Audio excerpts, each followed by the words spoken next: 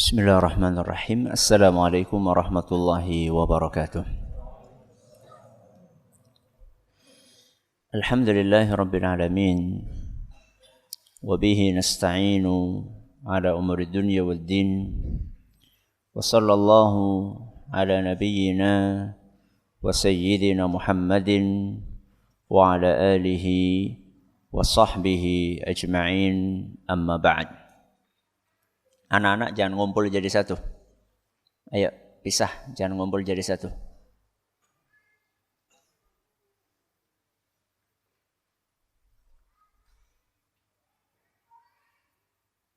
Kita panjatkan pujian dan syukur kehadirat Allah Subhanahu wa taala pada kesempatan malam yang berbahagia kali ini. Kita masih kembali diberi kekuatan, kesehatan, hidayah serta taufik dari Allah Jalla wa Ala, sehingga kita bisa kembali menghadiri kajian rutin untuk membahas Asmaul Husna di Masjid Manarul Ilmi di Komplek Pondok Pesantren Tunas Ilmu di Desa Kedung Buluh, Purbalingga ini. Kita berharap semoga Allah Subhanahu wa taala berkenan untuk melimpahkan kepada kita semuanya ilmu yang bermanfaat, sehingga bisa kita amalkan sebagai bekal untuk menghadap kepada Allah Jalla wa'ala. Allahumma amin. Salawat dan salam semoga senantiasa tercurahkan kepada junjungan kita Nabi Agung Muhammad sallallahu alaihi wasallam, kepada keluarganya, sahabatnya, dan umatnya yang setia mengikuti tuntunannya hingga di akhir nanti. Para hadirin dan hadirat sekalian yang kami hormati, juga para pendengar dan pemirsa yang mudah-mudahan senantiasa dirahmati oleh Allah Azza wa Jalla. Kemarin kita telah mengawali pembahasan tentang dua nama Allah, yaitu Ar-Rahman dan Ar-Rahim. Saat itu pembahasan kita seputar perbedaan antara Ar-Rahman dengan Ar-Rahim. Juga kita bahas tentang pembagian rahmat Allah menjadi dua. Rahmat yang sifatnya umum dan rahmat yang sifatnya spesial. Malam hari ini kita masih membahas Ar-Rahman dan Ar-Rahim. Dan yang akan kita bahas hari ini adalah bagaimana kita bisa merasakan rahmat Allah itu. Potret kasih sayang Allah.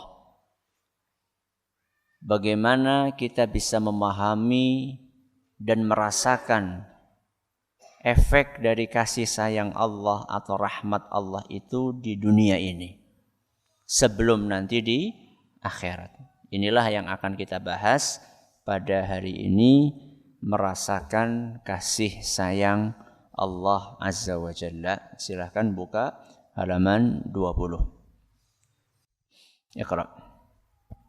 Bismillahirrahmanirrahim. Qala al-muallif rahimahullahu ta'ala, dzikru ba'di athari rahmatillahi Azza wa Jalla fi khalqihi wa amrih. Awalan, تظهر آثار رحمة الله عز وجل في كل ما خلق الله في هذا الكون العريض وما فيه من المخلوقات الدالة على عظمته سبحانه ورحمته عز وجل بهذا الإنسان بتسخيرها له. نعم. ذكر بعض آثار رحمة الله عز وجل في خلقه وأمره. Beberapa efek dari kasih sayang Allah, dari rahmat Allah yang bisa kita rasakan di dalam makhluknya dan juga dalam syariat Allah Subhanahu wa ta'ala. Bagaimana kita bisa merasakan rahmat yang ada dalam nama Allah Ar-Rahman dan rahmat yang ada dalam nama Allah Ar-Rahim. Bagaimana bisa kita rasakan itu? Pertama, kita harus paham bahwa segala sesuatu yang ada di alam semesta ini itu menunjukkan adanya kasih sayang Allah. Kita bisa merasakan kasih sayang Allah dari segala sesuatu. Allah Subhanahu wa ta'ala berfirman di dalam Al-Quran surat Al-A'raf ayat 156. Surat apa? Al-A'raf ayat 156. Allah berfirman, wa rahmati wasi'at kulla syai'. Rahmatku mencakup segala sesuatu. Jadi segala sesuatu itu menunjukkan rahmat Allah. Segala sesuatu bisa kita jadikan sebagai sarana untuk merasakan kasih sayang Allah Subhanahu wa ta'ala.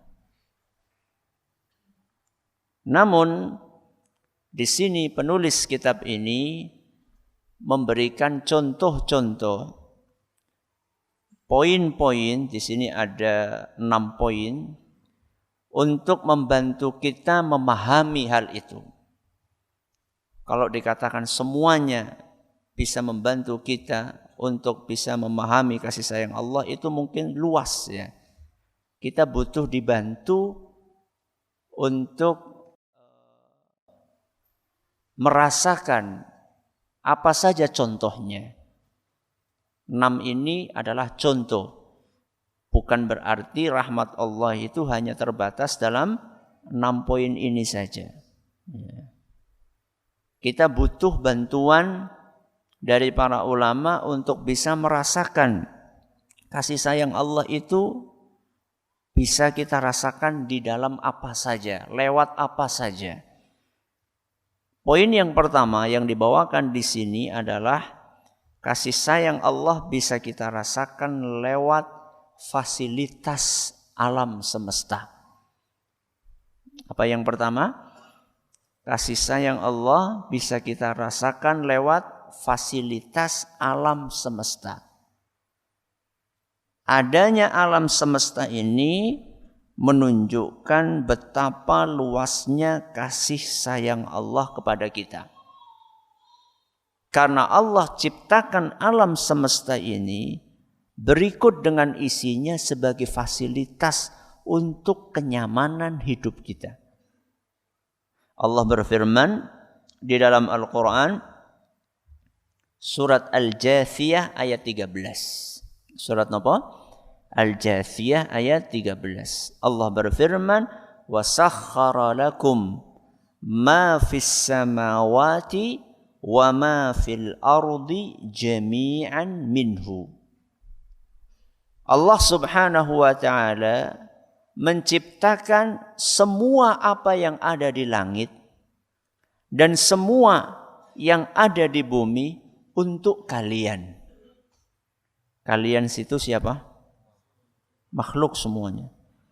Allah ciptakan apa yang ada di langit dan apa yang ada di bumi untuk kalian semuanya, minhu, sebagai bentuk rahmat darinya. Jadi kalau kita pengen tahu seperti apa kasih sayang Allah, lihatlah alam semesta ini. Bagaimana Allah ciptakan semua yang ada di langit dan yang ada di bumi ini untuk fasilitas hidup kita. Kita yang sekecil ini, manusia yang sekecil ini dibandingkan dunia. Ya. Panjenengan kalau suatu saat menyaksikan bagaimana bumi dilihat dari dari luar angkasa, dari satelit, bagaimana bumi kalau dilihat dari satelit, jenengan kelihatan enggak? Kelihatan enggak? Jangankan jenengan, umai jenengan kuwi lho ora keton.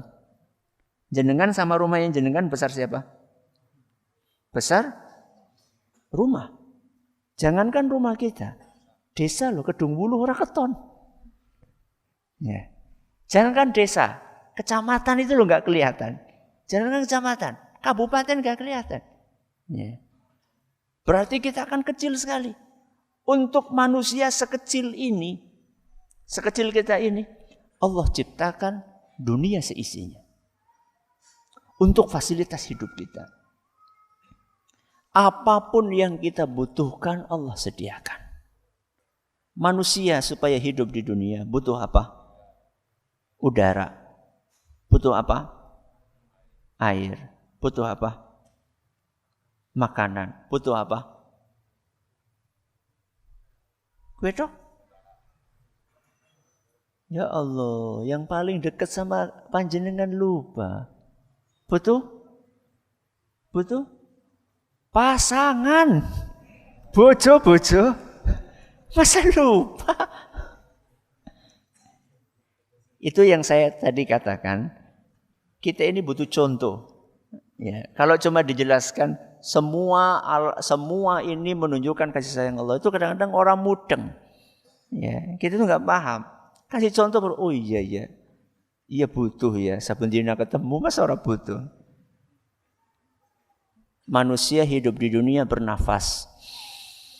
Allah sediakan apa? Udara. Dimanapun kita berada, kita bisa temukan udara. Di dalam masjid kita bisa temukan udara. Di dalam rumah kita bisa temukan udara. Di dalam mobil kita bisa temukan udara. Di sawah, di toko, di lapangan, dimanapun kita bisa dapatkan udara. Allah sediakan itu cuma-cuma buat kita. Allah ciptakan udara buat manusia supaya bisa hidup. Manusia hidup butuh makan, Allah ciptakan. Makanan apapun bentuknya. Sayur-sayuran Allah tumbuhkan di muka bumi ini. Kita butuh buah-buahan, Allah tumbuhkan di muka bumi ini. Kita butuh karbohidrat, Allah enggak cuma ciptakan satu jenis karbohidrat. Allah ciptakan ada beras. Allah ciptakan ada kentang. Allah ciptakan ada gandum. Allah ciptakan ada ubi-ubian. Ubi-ubian pun macam-macam. Ada yang rasanya gurih, ada yang rasanya manis, yang rasanya gurih seperti ubi jalar, ubi singkong apa ubi apa? Ubi kayu, ya, ubi kayu.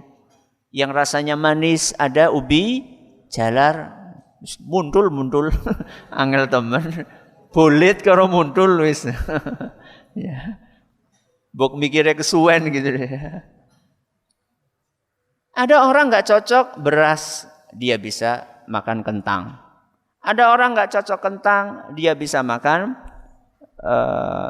jagung. Semua Allah sediakan. Oh, manusia selain juga butuh karbohidrat, tubuhnya juga butuh protein. Allah sediakan protein. Oh, ada yang nggak cocok dengan protein hewani, Allah sediakan protein nabati. Allahu Akbar. Protein hewani, oh ada yang alergi dengan ikan laut, Allah sediakan ayam. Ya. Ayam mahal, Allah sediakan ayam potong. Ya. Ya. Yang nggak bisa beli ayam kampung, Allah sediakan ayam potong. Ya. Subhanallah, ini Allah sediakan untuk makhluk sekecil manusia. Ya. Allah ciptakan di muka bumi ini tunggangan. Ya. Kita butuh pindah-pindah dari satu tempat ke tempat yang lain. Dahulu fasilitasnya adalah kuda, terus onta, terus sapi, kerbau, keledai. Siapa yang membuat hewan-hewan itu jadi nurut untuk ditumpaki? Siapa? Kalau bukan Allah Subhanahu wa ta'ala. Bukankah kita makhluk? Dan sapi juga makhluk? Bukankah kita makhluk? Kuda juga makhluk. Kenapa kuda itu manut untuk ditumpaki sama-sama makhluk? Kalau bukan Allah yang membuat kuda-kuda itu menjadi nurut. Bagaimana seandainya Allah membalik kuda itu menjadi penunggang sedangkan jenengan yang ditunggangi? Bisa Allah bikin itu? Bisa. Tapi Allah istimewakan kita. Sehingga kita dijadikan sebagai penunggang, bukan yang ditunggangi. Ya. Ini baru sekelumit tentang kasih sayang Allah yang bisa kita rasakan di alam semesta ini. Belum seandainya kita melihat fasilitas yang Allah ciptakan dalam tubuh kita, di dalam tubuh kita. Wa fi anfusikum afala tubsirun. Kenapa kalian tidak merenungi tubuh kalian sendiri?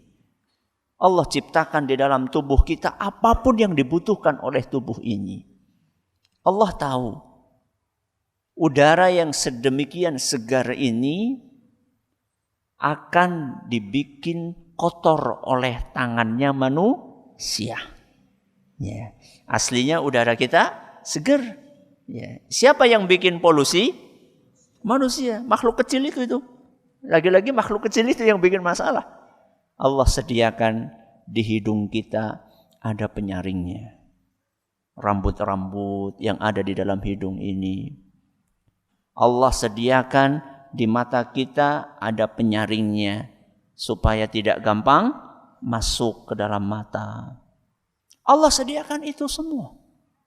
Allah sediakan bagaimana di dalam gigi kita bisa mendeteksi ketika ada sesuatu yang tidak seharusnya masuk, pengen masuk.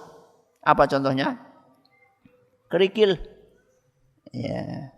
Coba bayangkan bagaimana panjenengan bisa merasakan ada kerikil. Padahal kerikil sama nasi bentuknya sama, mirip. Sama-sama kecil, ya. Cuman warnanya aja yang beda.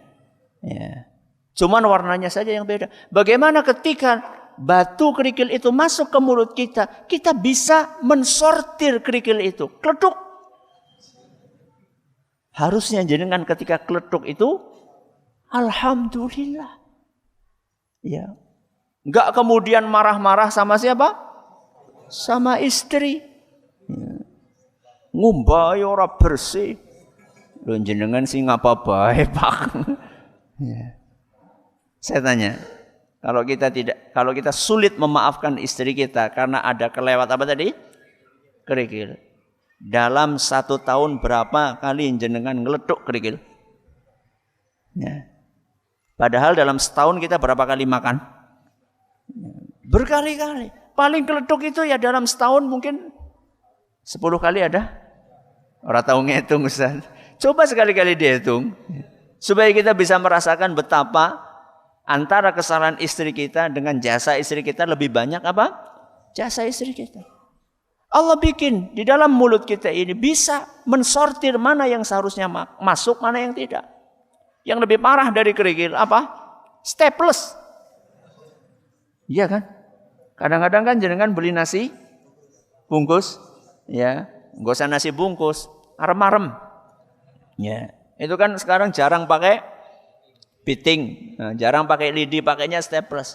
Kadang-kadang kelewat atau beli peyek, ya, dibungkus plastik, ya, bukanya kurang benar, tahu-tahu masuk ke situ, kletus gitu.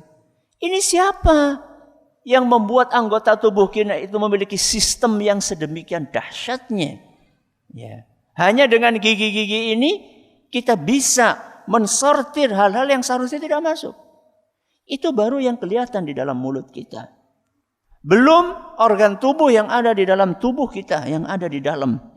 Bagaimana dia memfilter sesuatu yang kotor yang harus dikeluarkan. Ya.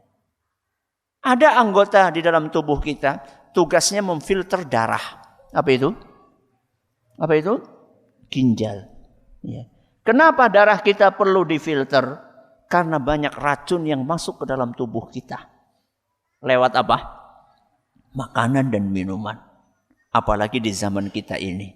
Makanya orang-orang yang gagal ginjal di zaman kita ini lebih banyak daripada orang yang gagal ginjal di zaman dahulu. Karena faktor makanan. Ya. Coba sekarang makanan yang masuk ke dalam perut kita. Mulai dari zat pengawet. Mulai dari zat pewarna. Mulai dari zat perasa. Micin. Kakaian micin. Ya. Mulai dari pestisida. Ya. Semuanya serba pestisida. Beras semprot. Ya. Sayur semprot. Buah semprot. Masuk ke dalam tubuh kita. Racun-racun tersebut masih ditambah rokok pula. Ya. Yang rokok. Ya. Gak cukup rokok. Masih ditambah sebagian orang. Obat-obatan terlarang. Narkoba. Racun-racun ini masuk ke dalam darah kita. Mau gak mau racun ini harus dikeluarkan. Akhirnya Allah sediakan di dalam tubuh kita ada namanya ginjal. Yang kerjanya adalah memfilter darah racun yang ada dalam darah supaya bersih setiap hari. Kemudian dibuang lewat feses, lewat macam-macam yang keluar dari perut kita, ya. Mungkin juga lewat urin, ya. Mungkin juga lewat jalan-jalan yang lainnya. Allah keluarkan itu semuanya. Lagi-lagi manusia sudah diingatkan dengan sakit segini nggak menurut. Akhirnya ginjalnya apa? Rusak dini. Ya. Allah ciptakan itu semua di dalam diri kita sebagai bentuk kasih sayang Allah kepada kita. Itu di dalam tubuh kita sendiri. Dalam kehidupan sosial kita, saat kita berinteraksi dengan orang lain, Allah ciptakan manusia saling membutuhkan antara satu dengan yang lainnya. Ini kasih sayang Allah buat kita. Kalau perasaan saling butuh itu tidak ada, tidak mungkin kita bisa hidup. Sekaya apapun kita. Setinggi apapun jabatan kita. Orang kaya butuh sama orang miskin. Orang miskin butuh sama orang kaya. Orang kaya butuh sama orang miskin atau orang miskin butuh sama orang kaya? Sama-sama butuh. Malah tambah rame ya. Coba tolong diingat itu yang kerucil-kerucil banget atau sudah usia. Kalau masih usia 3 tahun, 4 tahun no problem. Coba dilihat. Santri tolong dicek. Kalau usia SD itu sudah enggak saatnya untuk seperti itu. Ya, udah saatnya naik ke atas. Ya, coba dicek. Kalau masih 3 tahun, 4 tahun, bisa kan bedakan 3 tahun sama 7 tahun kan? Ya. Ya, kalau masih 3 tahun, 4 tahun itu masih wajar lah. Ya. Tapi kalau sudah usia 8 tahun, 7 tahun itu udah harusnya ikut bisa diajak ke atas. Sampai mana tadi? Miskin. Ya. Kaya dan miskin. Jangan dipikir orang kaya itu cuma orang miskin yang butuh sama dia. Tidak. Anda sebagai orang kaya pun butuh sama orang miskin. Bahkan mungkin kebutuhan orang kaya terhadap orang miskin lebih besar dibandingkan kebutuhan orang miskin terhadap orang kaya. Ya. Anda kaya dengan apa? Dengan perusahaan. Perusahaan Anda itu butuh karyawan. Karyawannya dari siapa? Kalau dari bukan orang-orang yang kurang mampu. Anda kaya dengan apa? Dengan sawah. Sawah Anda itu bisa menghasilkan karena ada penggarapnya, ada kulinya. Kuli itu siapa? Orang kaya? Orang miskin. Anda kaya dengan apa lagi? Anda membutuhkan orang miskin. Allah Subhanahu wa ta'ala yang menciptakan ada kaya, ada miskin. Supaya sistem di dalam kehidupan dunia ini bisa berjalan dengan baik. Adanya saling membutuhkan. Kaya membutuhkan orang miskin membutuhkan orang kaya. Pejabat dengan rakyat. Sama-sama membutuhkan. Jangan dipikir rakyat tok yang butuh apa? Pejabat. Pejabat pun butuh rakyat. Butuh nggak? Butuh. Buat apa? Buat apa? Nyoblos. Nyoblos toh? Legitimasi. Anda itu nggak mungkin jadi pejabat kalau nggak ada rakyat. Anda jadi camat. Kalau nggak ada masyarakatnya, camat apa? Ya kita semuanya camat. Calon mati. Tapi yang saya maksud ini camat pejabat. Nggak mungkin jadi camat kalau nggak ada rakyat yang ada di kecamatan tersebut. Ya. Nggak mungkin Anda jadi pejabat kalau misalnya tidak ada yang jadi rakyatnya. Jadi pejabat butuh rakyat, rakyat pun juga butuh pejabat. Saling membutuhkan. Anda jadi atasan, pasti butuh bawahan. Gak mungkin bawahan tanpa atasan, atasan tanpa bawahan. Ini atasan mana Ustaz, baju atau celana? Ya sama-sama, gak mungkin kan cuma pakai baju gak pakai apa? Celana. Gak mungkin juga cuma pakai celana gak pakai baju. Ya atasan yang sifatnya baju maupun atasan yang dalam pekerjaan. Dan mungkin Anda jadi atasan kalau nggak ada bawahannya. Bawahan butuh atasan, atasan juga butuh bawahan. Majikan butuh pembantu, pembantu juga butuh majikan. Jadi nggak usah sok-sokan. Ini sistem yang sudah dibikin oleh Allah Subhanahu wa Ta'ala di alam semesta ini. Adanya perasaan saling membutuhkan. Orang kaya membutuhkan orang miskin membutuhkan orang kaya. Pejabat membutuhkan rakyat, rakyat membutuhkan pejabat. Majikan membutuhkan pembantu, pembantu membutuhkan majikan. Atasan membutuhkan bawahan, bawahan membutuhkan atasan. Ustadz membutuhkan jamaah, jamaah juga membutuhkan ustadz. Kiai membutuhkan santri, santri juga membutuhkan kiai. Saling membutuhkan. Jadi jangan mentang-mentang kiai terus kemudian, santri apa? Anda itu tidak jadi kiai kalau nggak ada santri. Santri nggak akan jadi santri kalau nggak berguru kepada kiai. Saling membutuhkan. Makanya para ulama kita dahulu paham betul hal itu. Ada seorang ulama namanya Syu'bah. Siapa? Syu'bah. Beliau berkata kayak gini. Man katabtu anhu hadithan fa ana lahu abdun. Barang siapa yang aku berguru kepadanya, maka aku jadi budak buat guruku. Barang siapa yang aku berguru padanya, maka aku adalah budak buat guruku tersebut. Kenapa? Karena butuh. Ya, santri itu butuh kiai, jamaah itu butuh ustadz. Maka yang namanya butuh maka siap untuk berkhidmat kepada ustadz tersebut. Karena apa? Karena butuh. Ya. Para nabi dan para rasul alaihi wassalatu wassalam mereka sudah wafat. Maka yang ditinggalkan oleh mereka adalah para ulama pewarisnya. Para ustadz, para mubalik, para kiai, ya, para dai. Maka kita membutuhkan mereka. Karena mereka lah yang mengajarkan kepada kita Al-Quran. Mereka lah yang mengajarkan kita hadis Nabi SAW. Butuh kita kepada mereka. Ini perkataan siapa? Syu'bah. Begitu ulama yang lain namanya Imam Ibnu Mandah. Jadi Imam Syu'bah. Imam Ibnu Mandah dengar Syu'bah mengatakan, aku budak buat guruku. Apa kata Imam Ibnu Mandah? Man kataba anni hadithan fa ana lahu abdun. Siapa yang berguru kepadaku, maka aku jadi budak buat muridku. Murid jadi budak guru, guru jadi budak murid. Kenapa?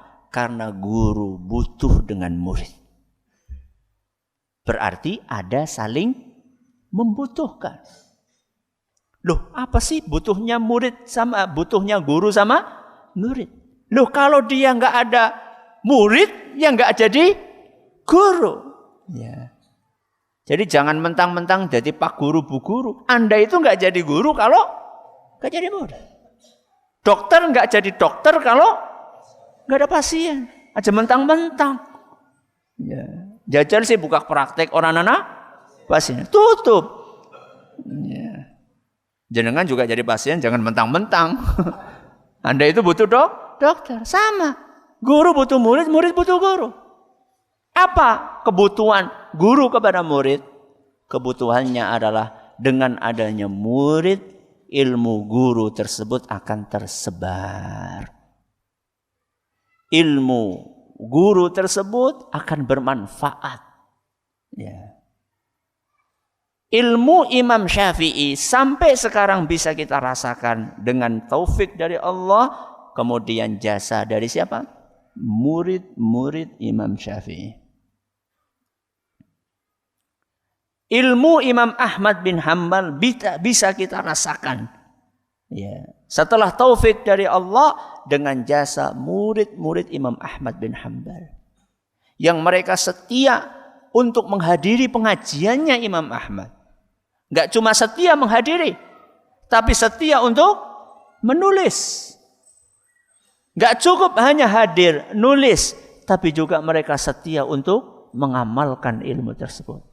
Bukan cuma mengamalkan, mereka juga setia untuk mewariskan ilmu tersebut kepada murid-murid mereka lagi. Itulah kenapa ilmunya Imam Syafi'i yang hidup di abad ketiga Hijriah. Sekarang abad keberapa? 15. 3 sampai 15. Berapa abad? 12 abad. Ilmunya sudah 1200 tahun yang lalu bisa kita rasakan sampai sekarang. Kenapa? Jasanya muridnya Imam Syafi'i, murid-muridnya Imam Syafi'i, murid-muridnya Imam Syafi'i sampai sekarang. Maka guru membutuhkan apa? Murid. Sebagaimana murid juga membutuhkan guru. Siapa yang membuat adanya saling membutuhkan ini? Allah Subhanahu wa ta'ala. Allah yang menggerakkan hati jenengan hadir di sini. Sebagaimana Allah yang menggerakkan hati kami duduk di sini. Kalau bukan karena Allah yang menggerakkan, gak mungkin masjid ini akan berisi jamaah seperti ini dan gak mungkin akan ada duduk seorang ustadz di sini. Itu semuanya Allah yang menggerakkan. Berarti adanya kita di sini, duduknya kita di majelis ini, itu adalah karena kasih sayang Allah Subhanahu wa ta'ala. Bukan karena kehebatan ustadz, bukan juga karena kehebatan jamaah, bukan. Tapi karena kasih sayang Allah Subhanahu wa ta'ala. Ini yang pertama. Kita bisa merasakan kasih sayang Allah lewat fasilitas alam semesta yang Allah sediakan buat kita. Di sini dikatakan, awalan, yang pertama, tadharu atharu rahmatillahi azza wa jalla fi kulli ma khalaqallah fi hadzal kaunil arid. Kasih sayang Allah bisa kita rasakan dalam setiap makhluk yang diciptakan oleh Allah di alam semesta ini. Semua makhluk, bahkan yang terkecil sekalipun. Apa? Tengu. Panjenengan bisa merasakan kasih sayang Allah dalam tengu? Apa ya Ustaz? Ujarku malah ngerepoti loh. Nah, apa coba? Ayo kita gali kasih sayang Allah di situ. Sampo. Sabunnya kepake. Oh ya, bagus. Ada yang lain? Kesabaran ibu. Betul? Itu salah satunya. Jadi ketika ada tengu itu, ibu jadi kelihatan sabar banget. Pakai senter. Apalagi? Ya, biasanya sih golati ibu ini udah bapak kayak itu. Ya, lebih telaten siapa? Ibunya. Bayangkan pakai senter, digolati, esi gatel, esi. Ya. Ya. Belum dapat juga pakai oman. Diapain itu? Oh gitu, baru tahu saya. Ya. Kalau orang dulu mungkin pakai oman ya. Kalau orang sekarang kadang-kadang pakai apa namanya? Tensoplas. Ditempelin kemudian ditrut. Ada enggak di situ? Ya. Kalau enggak dikasih minyak kayu putih, ini yang dahsyat ini. Berbagai cara dilakukan oleh ibu agar anaknya ini bisa tidur dengan nyaman cuma gara-gara apa? Tengu. Ya, kutu yang ada di kemaluan. Semua makhluk yang ada di muka bumi ini menunjukkan adanya kasih sayang Allah Subhanahu wa taala untuk kita. Wa ma fihi minal makhluqatid dalati ala 'azamatihi subhanahu wa rahmatihi bihadzal insan bitaskhiriha lahu. Dan apapun makhluk yang ada di muka bumi ini yang menunjukkan keagungan Allah dan kasih sayangnya, menunjukkan betapa besarnya kasih sayang Allah kepada kita karena Allah jadikan makhluk itu sebagai fasilitas untuk kehidupan kita di dunia ini. Ini yang pertama, melalui fasilitas alam semesta. Yang kedua, ثانيا أعظم آثار رحمته سبحانه إرساله الرسل وإنزاله الكتب هداية للناس وإخراجا لهم من الظلمات إلى النور فالرسل رحمة من عند الله عز وجل لعباده قال الله عز وجل وما أرسلناك إلا رحمة للعالمين. Apa yang pertama tadi? Fasilitas alam semesta. Yang kedua, diutusnya para rasul dan diturunkannya kitab suci. Apa yang kedua? Diutusnya para rasul dan diturunkannya kitab suci. Salah satu hal yang menunjukkan kasih sayang Allah kepada manusia adalah rasul-rasul yang Allah utus dan kitab-kitab yang Allah turunkan. Makanya kalau kita baca ayat Al-Quran apa? Wa ma arsalnaka illa rahmatan lil alamin. Kami utus engkau, wahai Muhammad, adalah untuk rahmatan, kasih sayang Allah untuk alam semesta ini. Surat Al-Anbiya ayat 107. Kitab suci juga sama. Ya, kitab suci juga diturunkan sebagai rahmat. Dalam surat An-Nahl ayat 89, wa nazzalna 'alaikal kitaba, kami turunkan kepadamu kitab.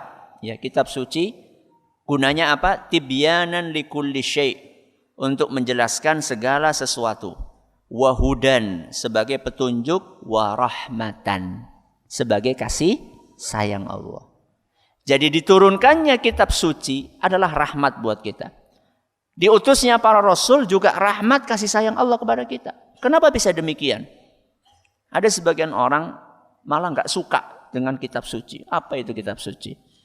Kitab suci itu adalah belenggu. Apa para rasul? Mereka, maaf, sebagian orang mengatakan rasul itu cuma membodohi umatnya saja. Na'udzubillahi min dzalik. Kata-kata yang muncul dari orang-orang yang tidak beriman kepada Allah Subhanahu wa taala. Ini karena keterbatasan ilmu pemahaman mereka. Ya. Allah mengutus Rasul itu rahmat, kasih sayang. Allah menurunkan kitab suci adalah rahmat dan kasih sayang. Kenapa demikian? Perhatikan. Manusia itu terdiri dari dua unsur. Manusia itu terdiri dari berapa unsur? Dua unsur. Apa itu? Jasmani, rohani. Tubuh, hati. Lahir, batin. Manusia itu terdiri dari dua ini. Supaya hidupnya nyaman, dua-duanya harus diperhatikan. Jasmaninya diperhatikan, rohaninya juga. Tubuhnya diperhatikan, hatinya juga. Lahirnya diperhatikan, batinnya juga. Fasilitas alam semesta tadi itu untuk menghidupkan apa? Menghidupkan apa? Jasmani. Untuk menghidupkan tubuh. Untuk menghidupkan lahiriah kita. Berarti masih ada yang perlu dihidupkan. Apa itu? Rohani kita, hati kita, lahiriah, batiniah kita. Bagaimana cara menghidupkannya? Dengan diturunkannya kitab-kitab suci dan diutusnya para rasul. Kita ini butuh makanan untuk hati kita. Makanannya apa? Ayat-ayat Al-Quran. Sebagaimana perut kita butuh makanan, hati kita pun juga butuh makanan. Ya. Di mana kita temukan ayat-ayat Al-Quran? Dalam kitab-kitab suci. Ya. Rohani kita butuh asupan gizi. Asupan gizinya adalah wahyu dari Allah. Ngaji seperti ini. Makanya orang yang cuma sibuk bekerja untuk memenuhi kebutuhan perutnya dan gak pernah ngaji, tidak akan tenang hidupnya. Karena dia cuma memperhatikan satu sisi dalam kehidupan dia, yaitu sisi jasmaninya. Rohaninya tidak diperhatikan. Kalau tidak percaya, silakan bertanya kepada orang-orang yang setiap hari kerja siang malam. Apakah dia hidupnya akan tenang? Enggak, justru dia akan stres. Karena yang dia perhatikan cuma jasmaninya. Yang dia perhatikan cuma tubuhnya. Dia lupakan rohaninya. Dia lupakan hatinya. Orang-orang yang cuma menghidupkan perutnya saja, mengisi perutnya saja dengan makanan, lalu melupakan makanan hati, tidak pernah ngaji, tidak pernah zikir, tidak pernah baca Al-Quran, tidak pernah hadir majelis ta'lim. Orang-orang yang seperti ini akan gelisah hidupnya. Maka Allah Subhanahu wa ta'ala dengan kasih sayangnya, Allah utus para rasul untuk membimbing kita bagaimana cara menghidupkan hati. Makanya kan minadz-zulumati ilan nur. Manusia itu berada dalam kegelapan. Dengan diutusnya para nabi, diturunkannya kitab suci, mereka keluar dari kegelapan menuju cahaya. Manusia itu berada dalam kebodohan. Supaya tidak berada dalam kebodohan, maka butuh ilmu supaya tahu, punya ilmu pengetahuan. Manusia awalnya tersesat. Akhirnya Allah utus para rasul supaya bisa mendapatkan hidayah. Manusia terancam dengan neraka. Supaya bisa selamat, Allah tunjukkan jalan menuju kemana? Ke surga. Itulah kasih sayang Allah.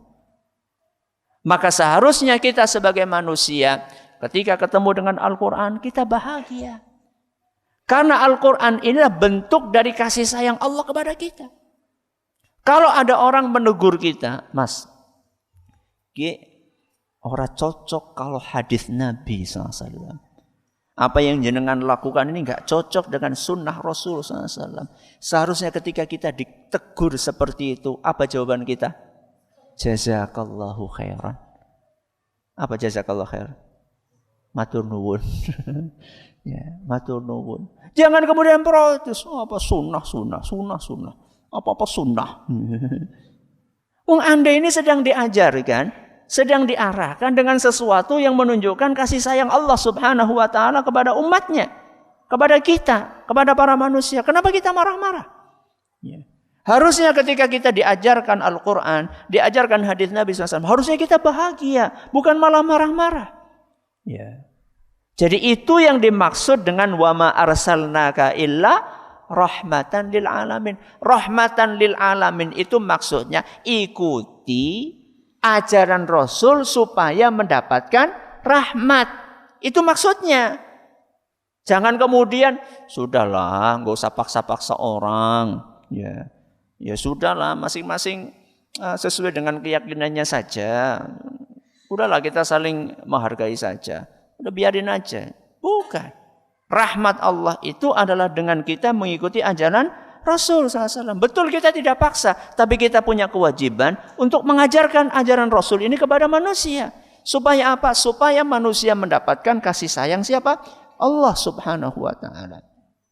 Ini adalah poin yang kedua. Di sini dikatakan wa min athari rahmatihi a'zamu athari rahmatihi subhanah. Salah satu efek rahmat Allah yang terbesar irsaluhu ar-rusul. Allah mengutus para rasul, wa inzaluhul kutub, Allah menurunkan kitab-kitab hidayatan linnas. Apa hidayah? Sebagai petunjuk buat manusia, wa ikhrajan lahum minadh-dhulumati ilan nur. Apa tadi? Untuk mengeluarkan mereka dari kegelapan menuju cahaya. Jadi orang yang hidup di dunia enggak pakai petunjuk Rasul itu seperti orang yang hidup enggak pakai cahaya. Ya, apa yang terjadi? Apa yang terjadi? nabrak sana sini. Makanya orang yang nggak pernah ngaji, nggak peduli halal haram, apa baik diuntal. Apa baik diuntal. Kadal ya diuntal. Ya, naudzubillahi min dzalik. Apa saja dia nggak peduli halal haram karena nggak punya lampu, nggak punya cahaya, sehingga dia berbuat semaunya, nabrak sana nabrak sini seperti orang yang berada dalam kegelapan. Farrusulu rahmatan min indillahi li ibadihi. Diutusnya para rasul adalah bentuk kasih sayang Allah kepada para hambanya. Qala Allah Ta'ala wa ma arsalnaka illa rahmatan lil alamin. Kami tidak utus engkau wa Muhammad kecuali sebagai rahmat untuk alam semesta. Ini yang dapat kami sampaikan. Kita baru bahas 2 poin. Kita akan lanjutkan insyaallah pada pertemuan berikutnya. Wallahu taala a'la wa alam. Oh iya, saya lupa mengingatkan sebagaimana yang dulu pernah saya sampaikan, masjid ini dari kita untuk kita, maka mari kita rawat bersama-sama. Tugas jenengan kita semuanya kalau habis Isya malam Selasa menggulung karpet. Jadi jangan keluar dulu kalau belum gulung karpet. Ya. Jadi karpet digulung, kemudian diapakan?